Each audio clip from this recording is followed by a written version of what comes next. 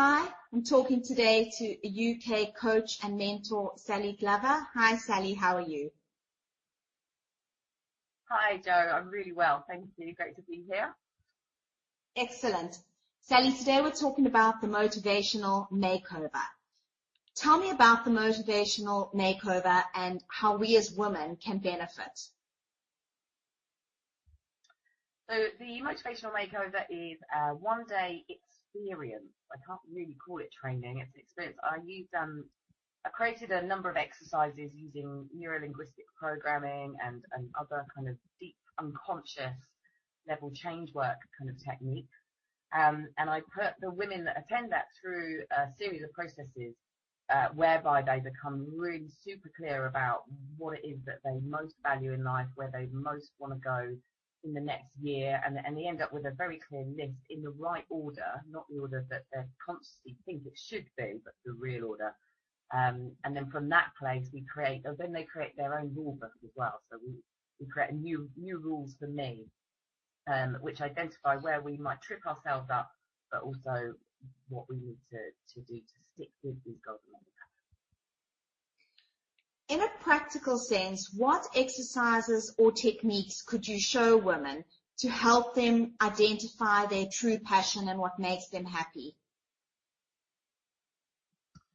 Sure. So the one that I use in that workshop is it's using a metaphor. So I get the women to consider that there's island number one, which is exactly how life is right now, and we look at the weather, the community, the terrain, what's the view look like, how are they nourishing themselves, how do they contribute to the environment and to the community there, and that's life exactly as it is right now, and everything up until this point.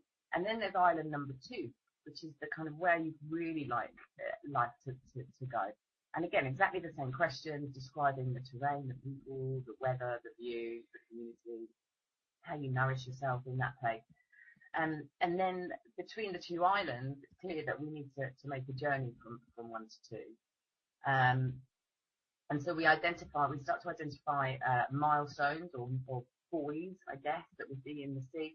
And also, what would the challenges and threats be? Are there going to be sharks that might come along, and we really get into the metaphor of these two islands and this boat journey that needs to happen. So that's one.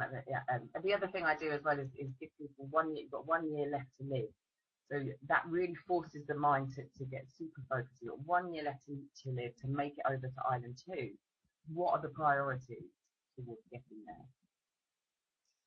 there?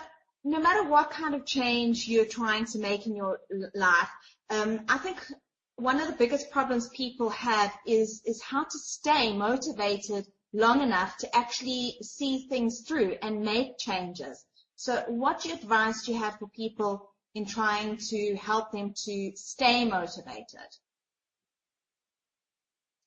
Great question, and I think this has got to be the big universal issue of all of humankind, not just women. Staying motivated. Now, first of all, I flip that on its head and I look at, well, why do we not be motivated?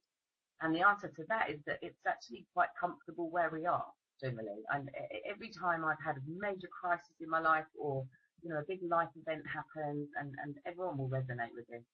It's like the monkey's on my back. When things get really uncomfortable and really horrific, and you're impacted by how terrible things are, then you're super motivated, right? You have to make things change. So the only time in life when we don't do that is because actually it's okay here. It's like island number one it's all right. I could live out island number one forever. So we really have to get so aligned to island number two, into that vision that we've created for ourselves, that it compels us into action. I get people to leave visual cues around everywhere. So obviously behind me, actually, I have a vision board up there, and that's filled with images that really reflect where I'm going and what I'm wanting to create. I also am a great believer of the power of declaration. So you get really clear about what this thing is that you're up to in the world, and tell everybody, as many people as possible, and particularly create an accountability network, or group. Join a group or have a group. Set people up to hold you to account, and preferably people that you'd be embarrassed to tell them that you haven't done what you said you would do. You know, those are really great ways to keep you super motivated. But yeah, just keep checking back in with this, with why you're going to Island 2 and what that would then do to you. If you have somebody to try and help you and keep you accountable, does that not put too much pressure on you, or is the pressure actually good and what's going to help see you through? Yeah, I think the pressure is necessary, because as we all know, left to our own devices, we let ourselves off the hook all the time. So if you really truly want that thing that you say that you want, get supported around that, you know. Whether it occurs to you as pressure, I guess that would depend on the person that you enlist to help you with that.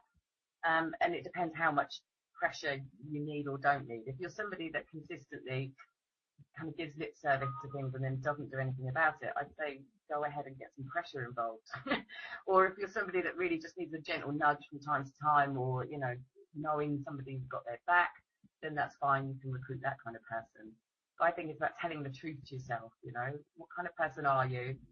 What slippery ways are you going to find to get out of doing what you said, and therefore put the support structure in that will prevent that happening. Thank you, Salli. Thank you so much for speaking to me. Thank you.